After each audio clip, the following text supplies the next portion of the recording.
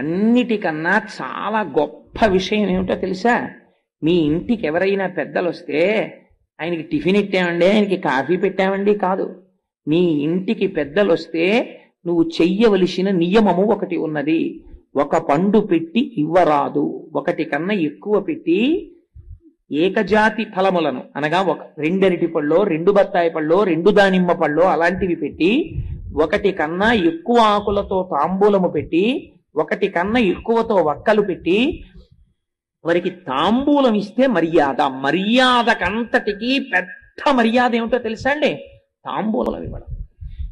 మా ఎవరింటికో ఎవరో వెళ్ళారనుకోండి, వాళ్ళకి కాఫీ ఇచ్చి పంపించారనుకోండి, మీరు పంపిస్తే ఇంతకన్నా నువ్వు గౌరవమును పొందడానికి అర్హత లేనివాడివి అని వారు చెప్పినట్టు.